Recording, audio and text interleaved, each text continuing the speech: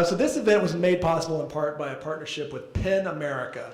PEN America is a group based in New York City that deals with press freedom, protecting the rights of journalists. Someone like Chris, who does a lot of really important work, yes, with The Guardian. PEN is a group that we've been wanting to partner with for a long time, and they actually not only helped us put this event together, but gave us some funding to provide some resources. So we were able to give some money to All Souls directly, to the Women in Recovery program. We're going to be doing an event tomorrow, but I want to say a little bit about what PEN America is and to introduce the event tonight. First time in Tulsa. Coming from PEN America, we want to make her very welcome, Oklahoma, Tulsa first-timer, Katie Zanecchia. We're from PEN America. Let's give her a big shout out.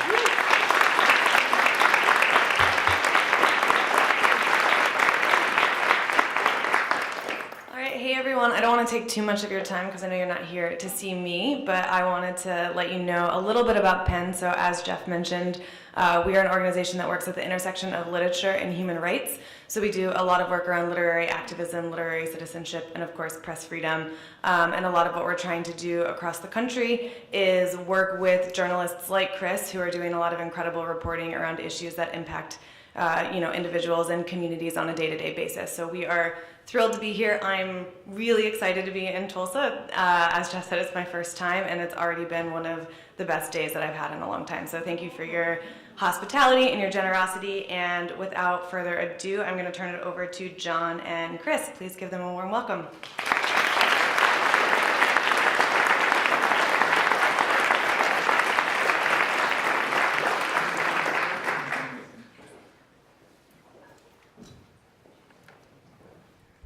Hi, everyone. Good evening. Chris, thanks so much for coming to Tulsa. It's great to have you here. Welcome, everybody.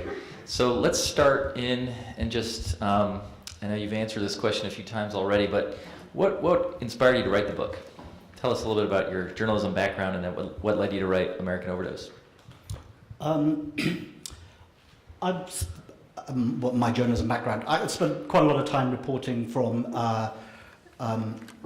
marginalized communities in the United States. I've been in this country for about a decade. Previously, I worked in different parts of Africa for 15 years and in the Middle East for 5 or 6 years, Latin America in the 1980s. And when they sent me to America, I did 5 years in Washington, D.C., which slightly did my head in, and then said, I'd really like to go and see the rest of America.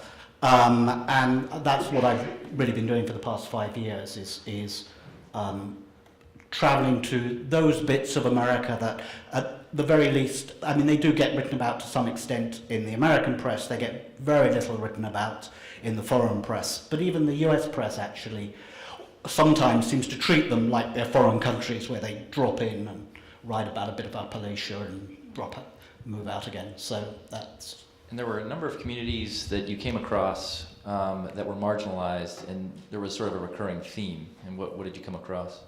Well, I got into this book because I was doing a journey a few years back where I was driving between the 4 poorest towns in the United States, according to the US Census. And one of them happened to be this town in eastern Kentucky called Beattyville. And what became apparent, I spent a few weeks there, and what became apparent to me was everybody talked about how opioids had ravaged this town. They made comparisons between the collapse of mining and the arrival of these drugs. They said that nothing had done so much economic destruction to this town since the mines had pulled out. They put it on that par. They actually, one of the things that came out was people would say that the mining companies had come in, they'd stripped this whole area of its wealth, they had given nothing back, they'd left, and that is essentially what the drug companies did when they moved in, pushing the prescribing of these pills. And so what was so striking to me in those places was how invisible they were to the rest of the country, but also how this wasn't just your average drug epidemic. It really had driven deep into these communities and had taken them over. And in fact, it had changed the economies of these communities, it changed the politics of these communities. And one of the places I focus on in the book is a town called Williamson in West Virginia, and it's in Mingo County. It's the capital of Mingo County, down in the southwest of West Virginia. And 20 years ago, a man turns up in this town called Henry Vinson. And Henry Vinson is just recently released from federal prison, where he's been serving a 4-year sentence for running the biggest gay escort agency in Washington, D.C., which had involved a number of members of the Reagan administration. And his background, his training was appropriately as an undertaker. And he comes back to this town on parole, forced by his parole officer to return there. And he decides he needs to make money. And what he does is he recruits a bunch of essentially crooked doctors, installs them in an industrial warehouse, an old abandoned warehouse, calls it a pain clinic, and sets them up to start churning out prescriptions for opioid pills. And you draw this picture very graphically. So when you talk about a pill mill or a factory for churning out prescriptions, I mean, give us some sense of just how industrialized it is. How many patients a day, and what was it that let people just come in there and it was such a high volume and so many pills? How was it done? What it begins with is there was a need for in these communities for treatment for pain. One of the things that's very unusual about this epidemic is that it begins with middle-aged people. There are some interesting demographics about it. If you look at the early years, it's the larger number of people who become addicted and who overdose tend to be between 45 and 55. And that's partly because those are the people most in need of some form of pain therapy. And these were communities that had often fallen back. There were mining communities, there were logging communities. You had people that had worked, whose bodies really were wrecked by their life, by their hard work. And they had found some form of therapy in the past. Perhaps it was moonshine, perhaps it was marijuana in more recent times, it was other forms of pain pills. And what you see is that when the first opioid pills come onto the markets in the 1990s, they start targeting these communities. And on the back of that, you see people like Henry Vinson come in and set up these pain clinics in these communities to just churn out as many prescriptions as possible. And it begins with people who are referred by their primary care doctors, but it soon expands. And over a period of a decade, what you see is that this pill mill becomes the largest supplier of opioids really through an entire region. People are coming from Tennessee, from Florida, from Ohio to get pills, because the way it works is that a doctor, there's a doctor called Catherine Hoover, who's one of the doctors that he's recruited, and he looked around to find doctors that he knew would just dodgy doctors that would just go along with prescribing, making money. And Catherine Hoover, one of the first doctors he recruited was actually the doctor from the physician from the federal prison he'd just been released from. So he gets him on board, a guy called Reichman. And then he finds Catherine Hoover, and Catherine Hoover's just about to lose her medical license in Florida because, astonishingly, it has been discovered that she is inviting her teenage female patients to have sex with her teenage son in return for no bills, which is remarkable. Anyway, she ends up in West Virginia, and then there's a doctor called Diane Schaefer who has lost her license in neighboring Kentucky for, amongst other things, bribery. So these doctors and others are all in this pill mill. And the way it works is that you come, you see the doctor, you pay $150 in cash, she writes a prescription, and then she never wants to see you again. You turn up every month slap down your $150 of cash at reception, and you get your prescription, which is illegal. A doctor is supposed to see you. They have to sign the prescription in front of you. This is how it works, at least for opioids. And but the advantage of not seeing patients is, of course, you can have as many prescriptions as you want. You just pre-sign them. They'll all sit there blank. And within a few years, Catherine Hoover is writing more prescriptions than West Virginia's largest hospital. Over a period of a decade, through the 2000s, she manages to write, on average, 300 prescriptions a day. Now, you can't possibly see 300 patients a day. And when they finally bust her, the FBI and others bust her, they find so much money, they make so much cash, that there are millions of dollars lying around, stuffed into bank vaults, stuffed into cars, into their offices, under their beds at home. There is so much cash.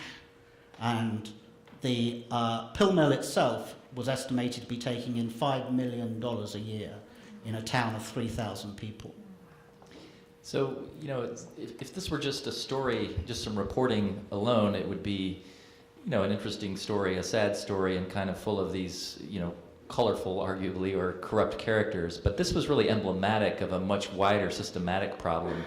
And it was really a perfect storm of events and our federal policies and then business practices that occurred in the United States really from the 1990s on into the early aughts that led to what we now definitely ascribe as the opioid epidemic. And so there are many, I would say, villains in your stories, but perhaps none more so in characters in the book than a company called Purdue Pharma. And then you are pretty critical of the FDA, the U.S. Food and Drug Administration. So I guess let's start with Purdue Pharma. Who are they, and how do they enter into the story for those that don't know? Well, one of the reasons the book's called American Overdose is because this is, and it's one of the reasons I wanted to write the book, is this epidemic is pretty much a uniquely American phenomenon. There's a bit of this in Canada, but it's next door, right? So, but you don't see this in most other developed countries. And then the other thing is that it's gone on for 20 years. How is it that an epidemic can grow for 20 years? And really, we're sitting here now having this conversation. Why are we having this conversation 15 years ago? And at the beginning of it, you like many things, it comes out of good intentions. And you have, at the beginning, you have two groups of people. You have a very well-meaning group of doctors, and they felt that pain was undertreated in the United States. They felt that there were too many people suffering. And they looked to an example, actually, that had come out of the UK, which was the hospice movement, where that had grown in the 50s and 60s, the use of opioids to treat people who were dying of cancer. And the argument, the very sensible argument, was, look, if you're dying, it doesn't really matter if you become addicted. The point is to suppress the pain and to go as painlessly as possible.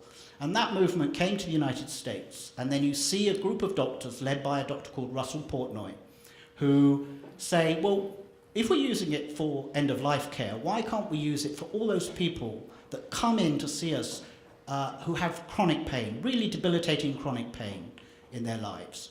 Can't we help them? And so there was a genuinely good intention there.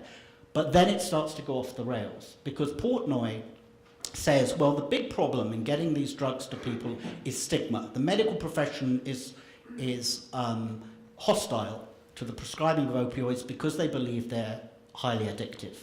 And that's a legacy of an earlier epidemic which happened after the Civil War, when, because of all the battlefield wounds, there was very high use of morphine, and that changed into a national epidemic that actually led to the appointment of the country's first drug czar in 1910 by Teddy Roosevelt.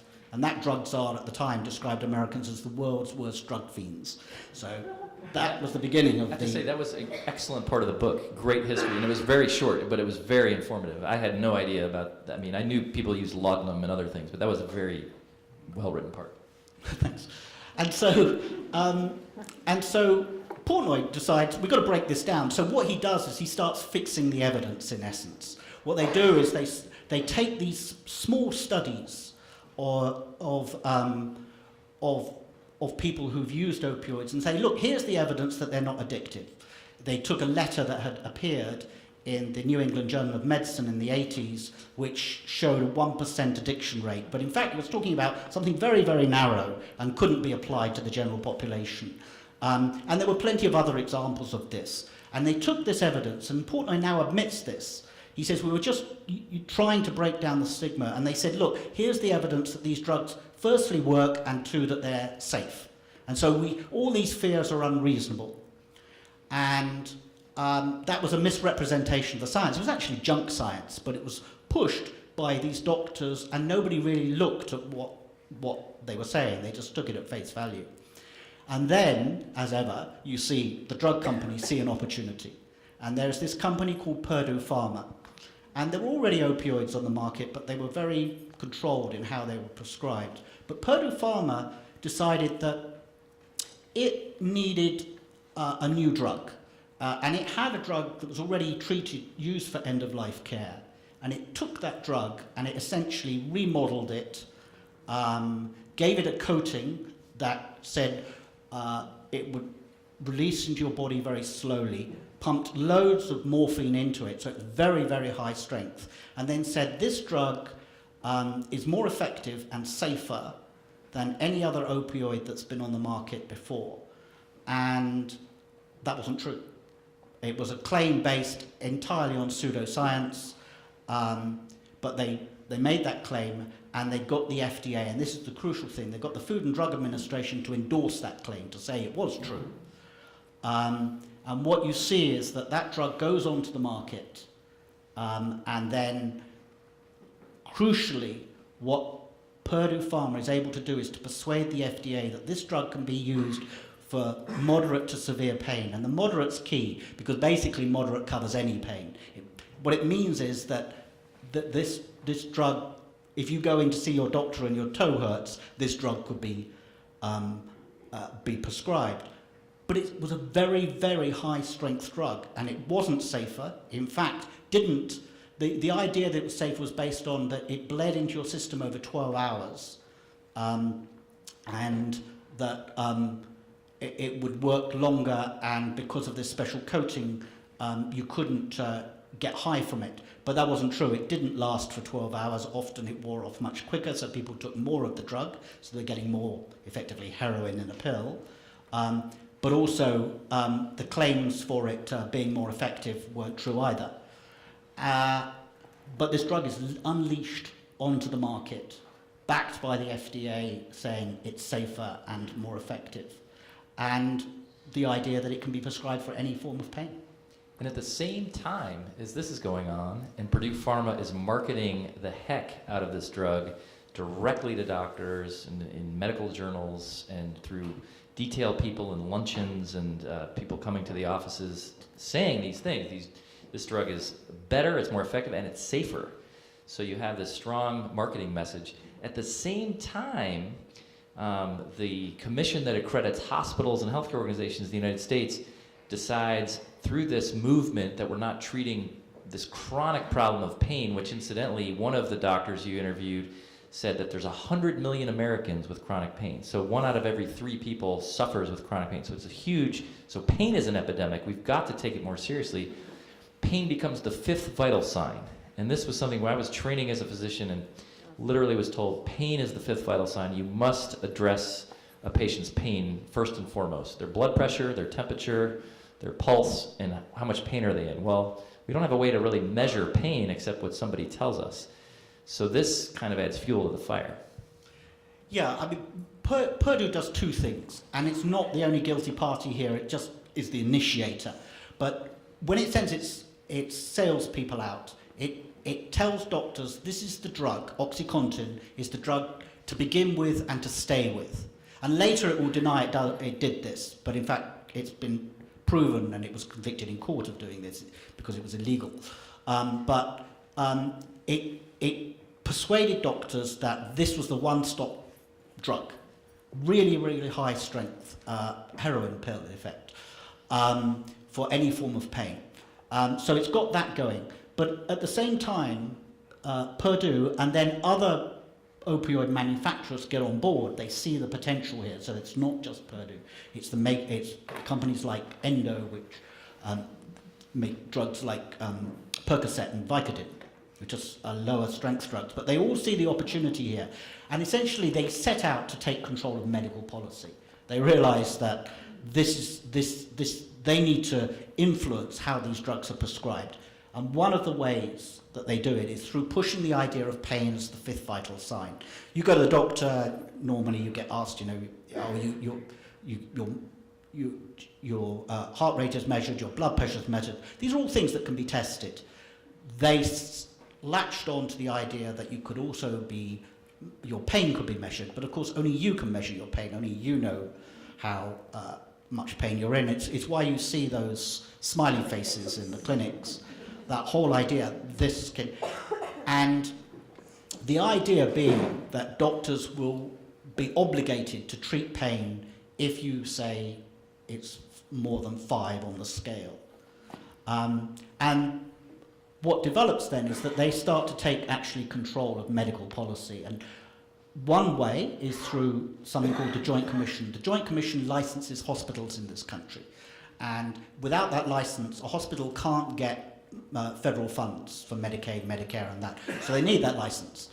And hospitals are very nervous of not adhering to the Joint Commission's statutes, and the Joint Commission keeps a very close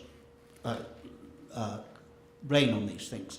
So the Joint Commission sends out what is technically guidance, but in practice is an edict, saying you have to introduce pain as a fifth vital sign.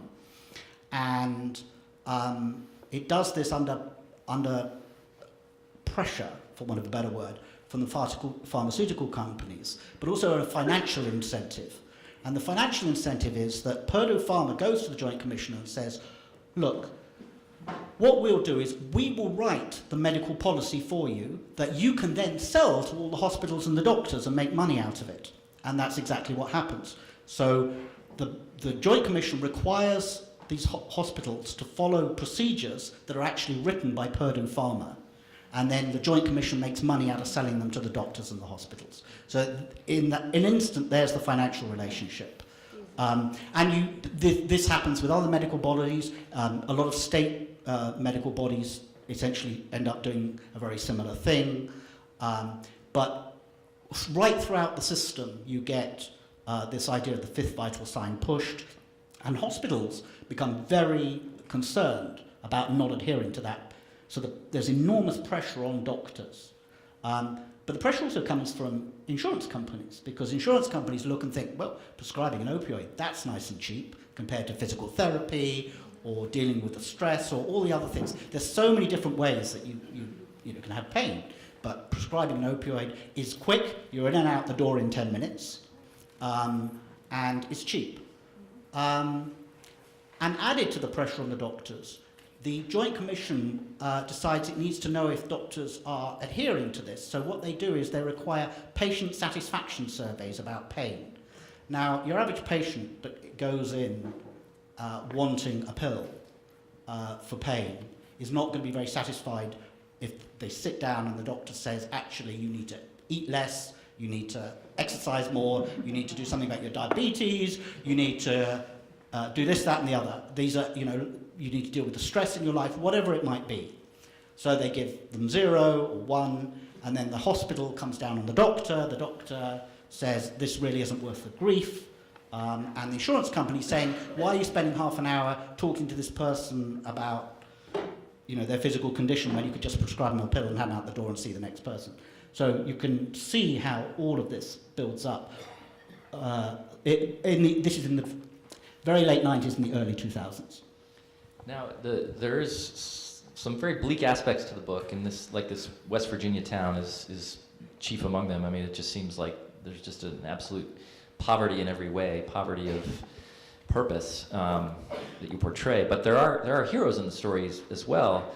But as with all sort of social movements or epidemics, they're often not heard at first because the machine, these forces that you describe, are very powerful in terms of keeping this status quo. And for example, there are people who start to see these numbers and these trends in terms of the number of deaths, the number of early deaths, and start to call attention to it. And they're not really heard. And one of the places where we would expect there to be some movement on this would be the FDA. And in fact, the FDA was very slow in reacting to this. Where there was probably the most beneficial pressure, if we want to call it that, is probably from the CDC eventually. One of the things that surprised me was for really the lack of attention the Obama administration paid to the opioid epidemic. We tend to, especially now, I think in the Trump era, remember the Obama era very fondly in many ways, but they were not very, they did not lead the way, I would say, in this regard. But it was, I guess, Tom Frieden, who was Obama's head of the CDC, who really kind of changed some of the dialogue around this. But there are other characters. I mean, one of the stories I was hoping you'd tell was about a drug called Zohydra, which in the midst of all of this going on, we're now much more aware as a country. The stories are coming out about the dangers of opioid overuse, overprescribing. This very potent, long-acting opioid is being tested or going up for approval at the FDA, and the small panel that looks at it votes overwhelmingly to deny approval. But in the end, the drug is allowed to be put on the market. Can you tell us that story? Sure. I mean, when I was reporting this, one of the things that really leapt out at me is if this epidemic kind of has its roots 20 years ago, is you know, why weren't the alarm bells being rung? If you go to these communities in West Virginia or Eastern Kentucky, they'll tell you that by the late 90s, early 2000s, they were really feeling the effects of this. And when you look at it, they were being run. There's a doctor called Jane Ballantyne, and she was head of health. She was head of pain management at Harvard University and its associated hospital, Massachusetts General. And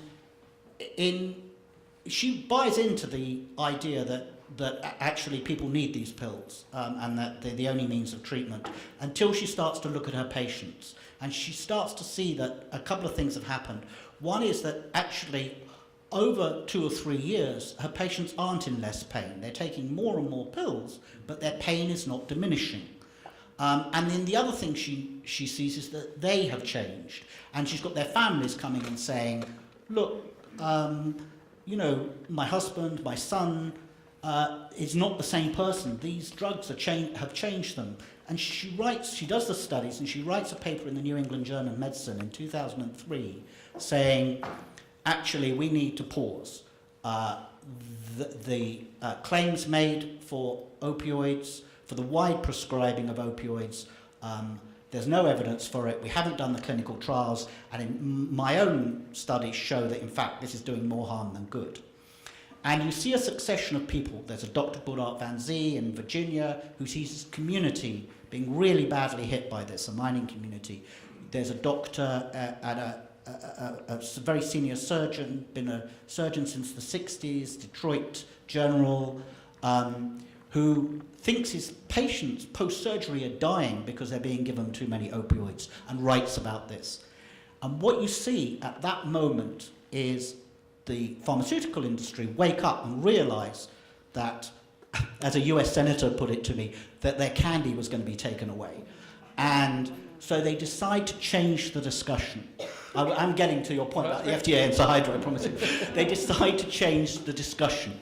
And what they do is they say, yes, okay, there are people who are becoming addicted, yes, but it paints them as at fault. It blames them.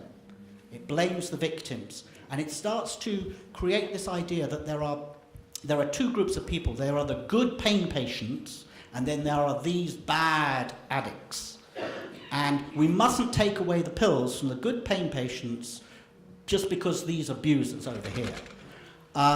The fact that very many people who became addicted had done so through following their prescriptions legitimately was completely shunned aside.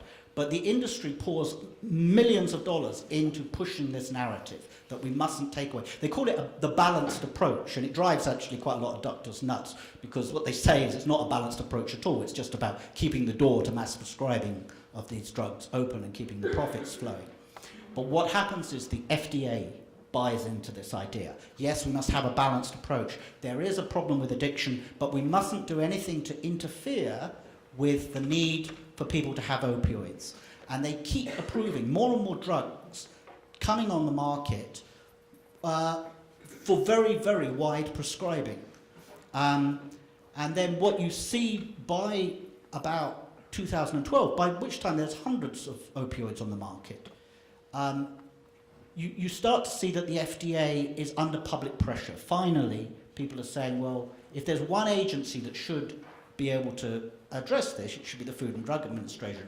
Why isn't it doing it? And even the doctors themselves inside the FDA are saying, we need to do something about this. We need to start considering the broader public health issue here.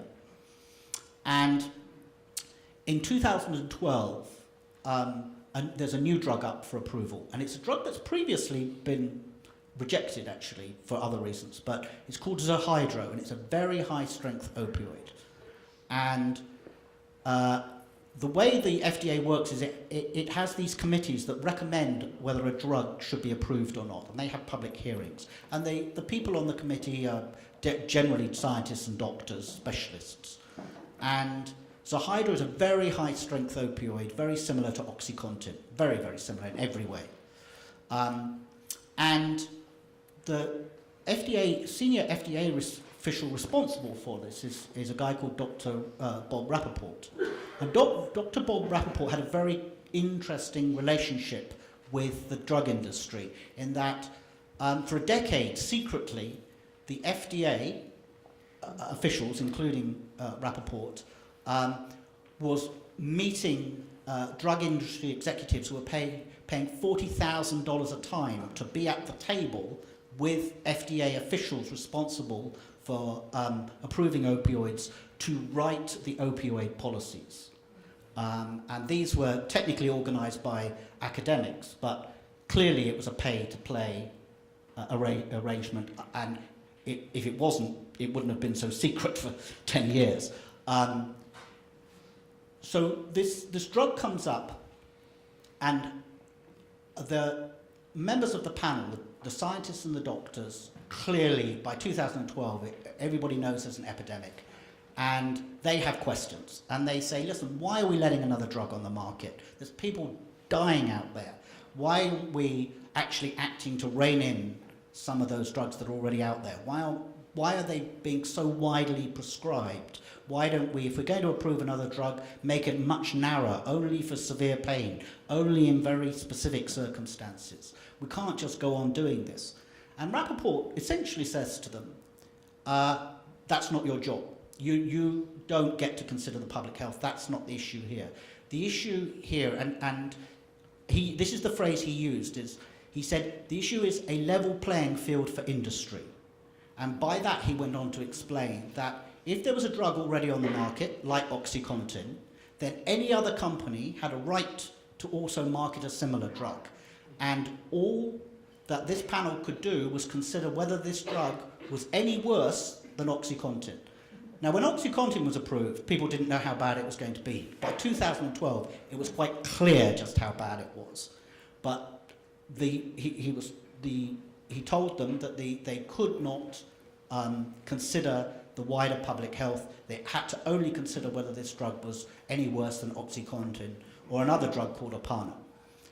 The doctors rebelled. They voted 11-2. No, we're not going to do that. There was uproar at the meeting. They were saying, how can you tell us we can't consider the public health? This is an epidemic. This is madness. They vote 11-2 to say we reject this drug. Everybody goes home, and 6 months later, the FDA approves the drug anyway. Yeah, that was stunning. I mean, yeah.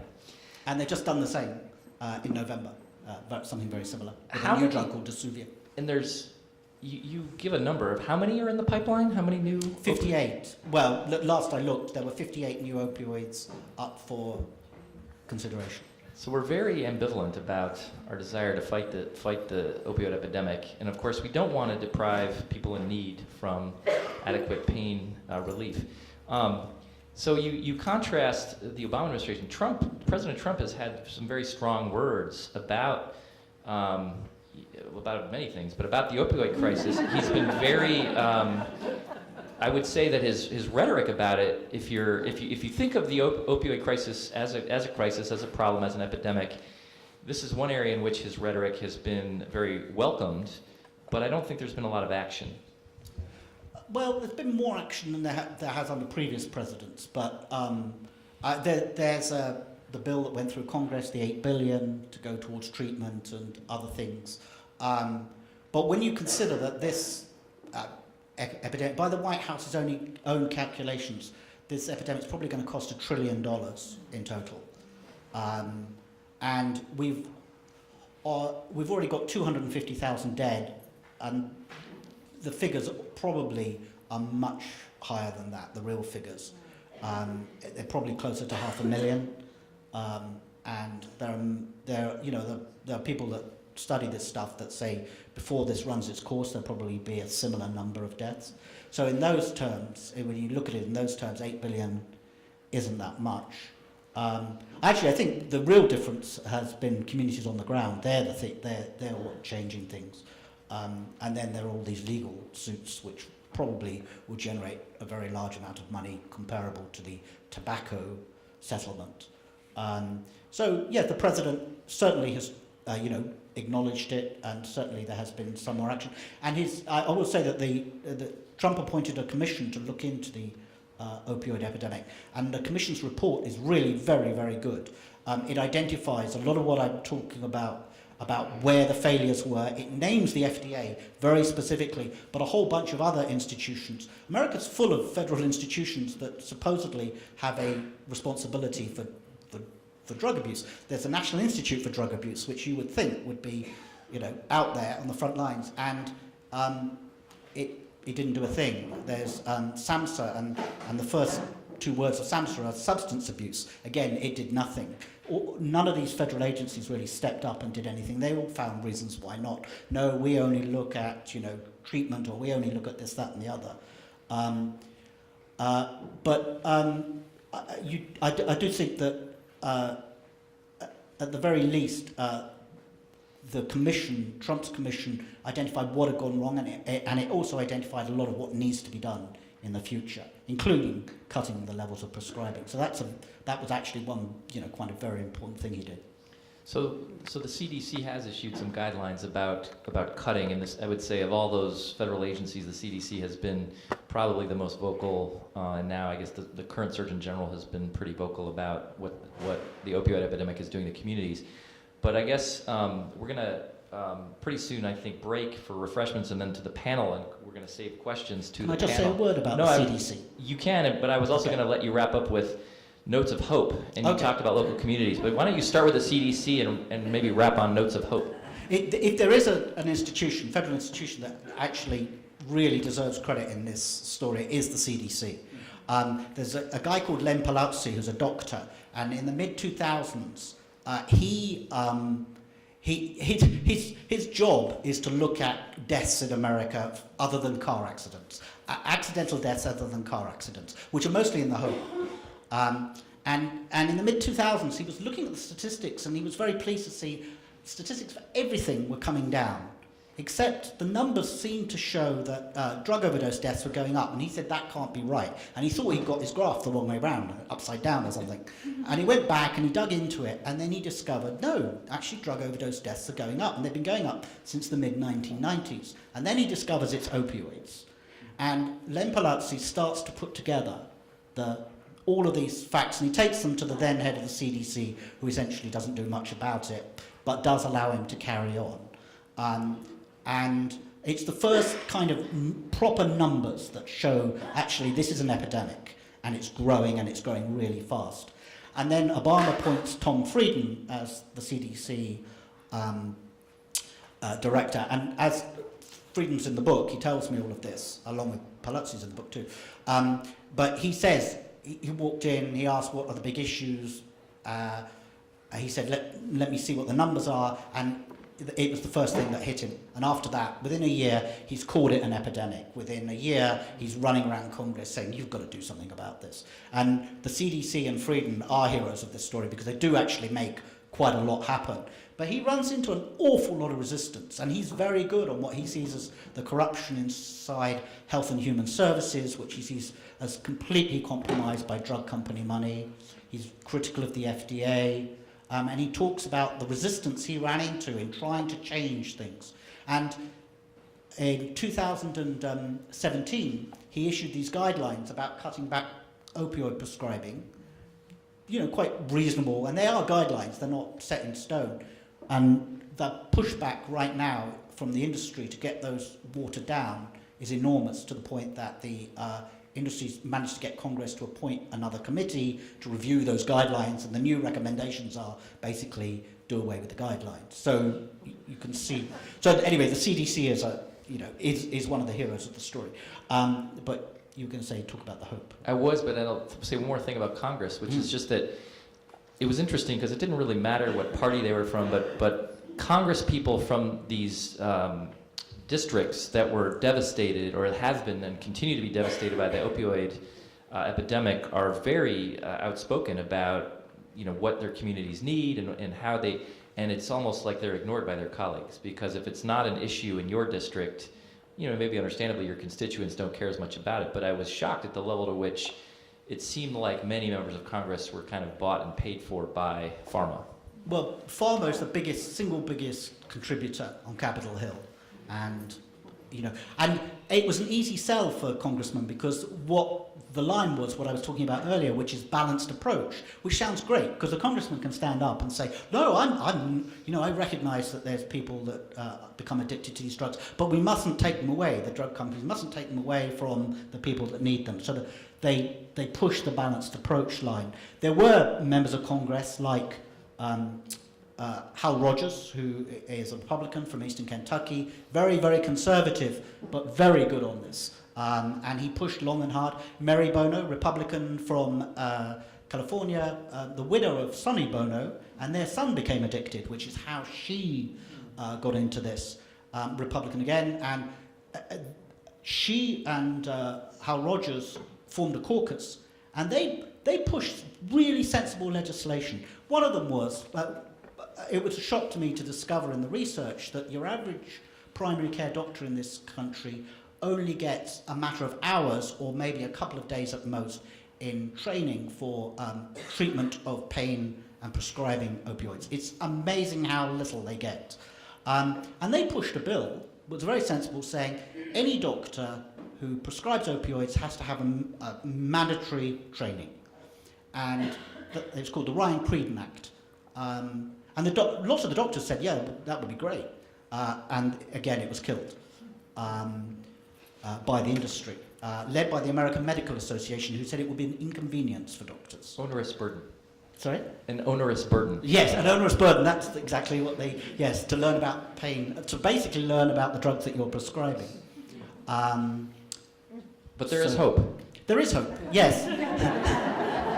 Sorry. Well, and partly because of people like Hal Rogers. Hal Rogers worked long and hard, and he set up organizations that have laid the groundwork. I mean, one of the great things about the United States is that, you go to communities everywhere and people do things for themselves. Perhaps because the government isn't doing things for them, but nonetheless, they go and they do things for themselves. And I pay tribute in the book to people in many communities that have done a lot of laying the groundwork of breaking down stigma. There's a woman, April Rivero, who comes from a very wealthy community in Northern California, whose son dies of an overdose. And when she digs into it, she discovers there's 58 other people in the 3 communities in her part of the valley near San Francisco that have died in the previous 3 years, and nobody talked about it. And she realized it's because of stigma. And she went out there and she talked in schools and she talked to the police, and it really, and that was a really important element of it. And I think that perhaps the best example I've got is I've just spent 3 weeks in a town called Huntington in West Virginia. It's a city, feels like a town, but technically a city. It is the worst hit city in the United States in terms of per capita drug overdose deaths. And they have surged enormously after heroin came along, because it's a college town. In the past 2 years, they've turned everything around, and they've turned it round by completely changing ordinary people's attitude in the town, from the police, the paramedics, but the mayor himself. The mayor said to me, that his view 4 years ago when he came to power is that people who are addicted on a drug need to be punched on the nose, thrown in jail, and then you get them some help and told to get over it. And then he discovered there were 8 people on his staff using, and he went, oh, right. And then he said, well, we can't just throw them out, and it starts to change attitudes. And now he's at the forefront of how getting businesses to hire people who've been through treatment centres. The police hired a woman social worker who goes out on patrol with them, and she just goes from place to place telling people when the time comes, this is where you can find help. The police first stop is no longer jail. The first stop is a recovery centre. The health department completely re-geared itself to making sure that there are people in hospitals, in the emergency department, looking for people who are addicted, offering them help. And in 2 years, overdoses in Huntington are down 50%. So that's the kind of thing that can happen. So that gives me hope. It gives me hope. That's what we're talking about, right? The name of the book is American Overdose, The Opioid Tragedy in 3 Acts, and it's by our guest here, Chris McGreal. It's beautifully reported. You can tell the effort and energy that went into it. He's been all over the country. There's hundreds, if not thousands of hours of interviews logged in this book. It's really... I promise I write better than I talk. It's gripping, it's compelling. I'm going to throw it back to Jeff, who's going to instruct us on what's coming next. Let's give it up for Dr. John Schummann and Chris McGreal.